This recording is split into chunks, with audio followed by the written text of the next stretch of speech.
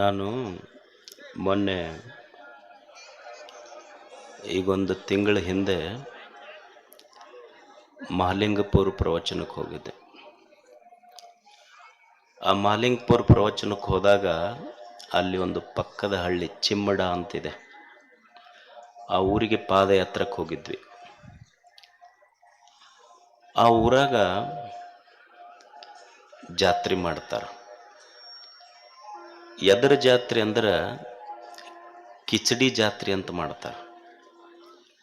ಒಂದೊಂದು ದಿವ್ಸಕ್ಕೆ ಸುಮಾರು 1-1.5 ಲಕ್ಷ ಜನ ಅಲ್ಲಿ ಪ್ರಸಾದ ಮಾಡ್ತಾರೆ. ಆತು 1-1.5 ಲಕ್ಷ ಜನ ಪ್ರಸಾದ ಮಾಡೋದೇನು ಭಾಳ ಅಂಥ ವಿಶೇಷರಿ, ಎಲ್ಲ ಜಾತ್ರೆಗೂ ಮಾಡ್ತಾರೆ, ಒಂದು ಸ್ವಲ್ಪ ಹೆಚ್ಚ ಕಡಿಮೆ. ಆ ಜಾತ್ರೆ ವಿಶೇಷತೆ ಏನಂದ್ರೆ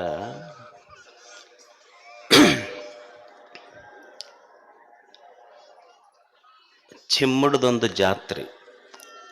ಆ ಜಾತ್ರೆ ವಿಶೇಷ ನನಗೇನವರು 1 ಲಕ್ಷ ಮಂದಿಗೆ ಉಣಿಸಿದ್ದು ದೊಡ್ಡದು ಅನಿಸಿಲ್ಲ ನನಗೆ. ಈಗ ನಮ್ಮಲ್ಲಿ ಜಾತ್ರೆಗೆ ದಿವಸ 3-4 ಲಕ್ಷ ಮಂದಿ ಉಣ್ತಾರೆ. ಆದ್ರೆ ಆ ಜಾತ್ರೆಗೆ ಒಂದು ಭಾಳ ವಿಶೇಷ. ಈಗ ಜಾತ್ರೆಗೆ ಬರ್ತಾರೆ, ಜಾತ್ರೆಗೆ ಬಂದವ್ರ ದೊಡ್ಡ ಸಮಸ್ಯೆ ಏನಂದ್ರೆ ಪಾದರಕ್ಷೆ ಸಮಸ್ಯೆ. ಅಂದ್ರೆ ಎಲ್ಲಿ ಬಿಟ್ಟೇವೋ ಎಲ್ಲಿ ಹೋಗೈತು. ಮತ್ತು ಕೆಲವು ಮಂದಿ ತಮ್ಮ ಹಳೆ ಬಿಟ್ಟು ಹೊಸವು ಹಾಕೊಂಡು ಹೋಗ್ಬೇಕಂತನ ಜಾತ್ರೆಗೆ ಬಂದಿರ್ತಾರೆ ಅವರು. ಈ ಪೊಲೀಸರೊಳಗೆ ಎನ್ಕೌಂಟರ್ ಸ್ಪೆಷಲಿಸ್ಟ್ ಅಂತ ಇರ್ತಾರೆ, ಕೇಳಿರಿಲ್ಲ ನೀವು? ಪೊಲೀಸರಿಗೆ ಎನ್ಕೌಂಟರ್ ಸ್ಪೆಷಲಿಸ್ಟ್ ಅಂತ ಇರ್ತಾರೆ. ಅಂದ್ರೆ ಎಲ್ಲಿ ಗುಂಡ ಹಾಕ್ತಾರೆ ಅವ್ರು ತಪ್ಪಂಗಿಲ್ಲ ಗುರಿ. ಹಂಗೆ ಇವರು ಪಾದರಕ್ಷೆ ಮಂದಿ ಎನ್ಕಾಶ್ ಸ್ಪೆಷಲಿಸ್ಟ್ಸ್ ಇವರೆಲ್ಲ. ಇದು ಎಲ್ಲ ಜಾತ್ರೆಗೂ ಸಮಸ್ಯೆ. ಬಂದು ಭಕ್ತರಿಗೆ ಆ ದೇವ್ರ ಗದ್ಗಿ ಧ್ಯಾನದಕ್ಕಿಂತ ಪಾದರಕ್ಷೆ ಧ್ಯಾನನ ಭಾಳ ಆಗ್ತೈತಿ. ಪಾಪ ಹೊಸವರ ಹಾಕೊಂಡು ಬಂದಿರ್ತಾರ, ದರ್ಶನರ ಆಗ್ಬೇಕು, ಬಿಟ್ಟು ಹೋದ್ರೆ ಅವರ ಉಳಿದಿಲ್ಲ. ಎಷ್ಟೋ ಮಂದಿ ಸ್ವಾಮಿಗಳು ಬಯಸ್ಕೊಂಡಾರ ಅದರ ಸಲುವಾಗಿ. ಆದ್ರೆ ಚಿಮ್ಮಡಕ್ಕೆ ಹೋದಾಗ ಅಲ್ಲಿ ಹಿರಿಯರು ನನಗೊಂದು ಬಹಳ ವಿಶೇಷ ಹೇಳಿದ್ರು. ಅವರು ಅಜ್ಜರ ನಮ್ಮೂರಾಗೂ ಜಾತ್ರೆ ನಡೀತೈತಿ, ಜಾತ್ರೆಗೆ ಕಿಚಡಿ ಜಾತ್ರೆಗೆ ಸುತ್ತ 1-1.5 ಲಕ್ಷ. 1 ನಿಮಿಷ ಕೊಡ್ರಿ.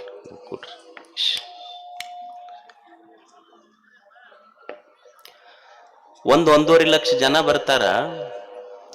ಬಂದವ್ರು ನಮ್ಮ ಊರಿಗೆ ಬಂದವ್ರು ಪಾದರಕ್ಷೆ ಬಿಟ್ಟು ಗುಡ್ಯಾಗ ಹೋಗಿ ಬರೋದ್ರಾಗ ಪಾದರಕ್ಷೆ ಉಳಿತಿದ್ದಿದ್ದಿಲ್ಲ. ಅದಕ್ಕೆ 1983 ನಮ್ಮ ಊರಿನ ಕೆಲವು ಜನ ಹಿರಿಯರು ಯುವಕರು ಸೇರಿಕೊಂಡು ನಾವೇನ್ ಮಾಡಿದ್ವಿ ಅಂದ್ರೆ ಪಾದರಕ್ಷೆ ಯಾರು ಕಾಯ್ತಾರ ಅಂತ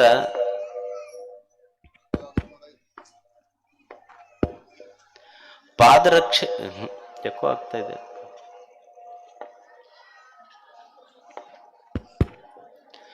ಪಾದರಕ್ಷೆ ಯಾರು ಕಾಯ್ತಾರ ಅಂತ ತಿಳ್ಕೊಂಡು ನಾವು ಯಾರಿಗಾರ ಕಾಯೋರಿಗೆ ಹಿಡ್ಕೊಳಕ್ ಹೋಗ್ಲಿಲ್ಲ.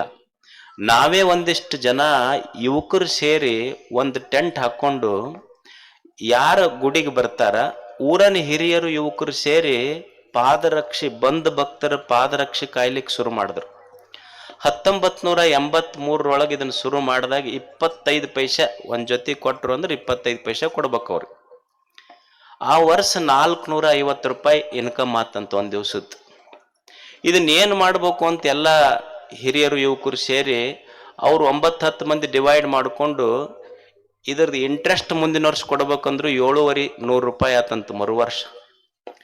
ಹಿಂಗ ವರ್ಷ ಬಂದಿದ್ದು 83ರಿಂದ ಇಲ್ಲಿವರೆಗೆ ಬೇರೆ ದುಡ್ಡಲ್ಲ, ಬಂದು ಮಂದಿ ಪಾದರಕ್ಷೆ ಊರಾಗ ಕಾಯ್ದ ದುಡ್ಡು 1,90 ಲಕ್ಷ ರೂಪಾಯಿ ಮಾಡ್ಯಾರ ಅವ್ರು.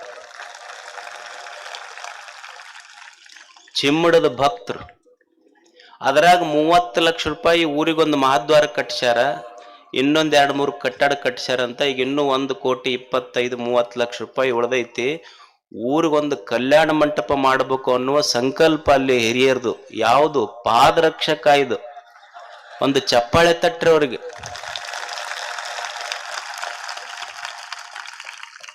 ಪಾದರಕ್ಷೆ ಹಾಕೊಂಡು ಹೋಗೋರ ಮಧ್ಯದೊಳಗೆ ಅದನ್ನು ಉಳಿಸಿ ಊರು ಉಳಿಸ್ಯಾರಲ್ಲ, ಅದು ದೊಡ್ಡದೈತಿ.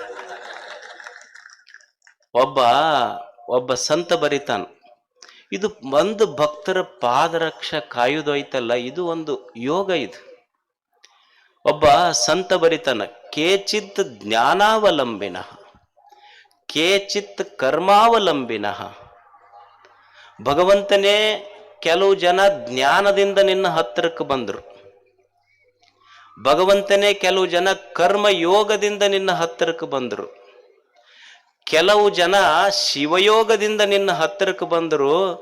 ನಾವು ಜ್ಞಾನ ಯೋಗನೂ ಮಾಡಲಿಲ್ಲ, ಕರ್ಮಯೋಗನೂ ಮಾಡಲಿಲ್ಲ, ನಿನ್ನ ಹತ್ತಿರ ಬರ್ಬೇಕಂತ ಶಿವಯೋಗನೂ ಮಾಡಲಿಲ್ಲ, ಆದ್ರೆ ನಿನ್ನ ಹತ್ತಿರ ಬರುವ ಜನರ ಪಾದರಕ್ಷ ಕಾಯುವ ಸೇವಾಯೋಗ ಮಾಡದವರು ಅಂತ ಚಿಮ್ಮಡದ ಜನ. ವಯಂತು ಹರಿದಾಸಾನಾಂ ಪಾದರಕ್ಷಾವಲಂಬಿನ. ಕಟ್ಟಬೇಕು ಊರೊಂದು ಇಂಥದ್ದು. ನೋಡಿ ಎಷ್ಟು ನನಗೆ ಬಹಳ ಇನ್ಸ್ಪಿರೇಷನ್ ಅನ್ನಿಸ್ತು, ಸ್ಫೂರ್ತಿ ಅನ್ನಿಸ್ತು ನನಗೆ ವೈಯಕ್ತಿಕವಾಗಿ. ಹಳ್ಳಿಗಳಲ್ಲಿ ಇಂಥ ಒಂದು ಸಣ್ಣ ಸಣ್ಣ ನೋಡಿ, ಒಂದು ಸಣ್ಣ ಐಡಿಯಾ.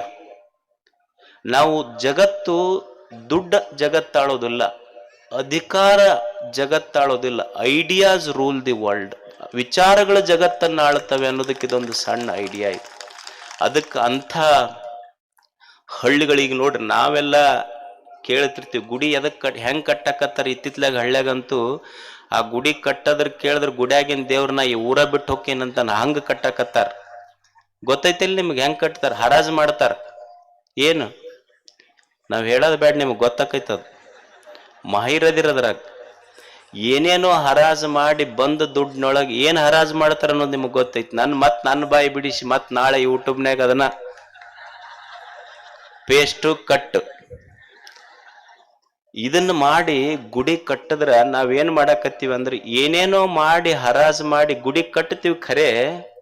ಆದ್ರೆ ಏನಾಗೈತಿ ಅಂದ್ರ ಗುಡ್ಯಾಗ ಕಲ್ಲಿನ ದೇವರು ಕೂಡಿಸಿ ಊರಾಗಿನ ಚಲೋ ಚಲೋ ಹುಡುಗರು ದೇವರೆಲ್ಲ ಹಾಳಾಗಕತ್ತಾವ.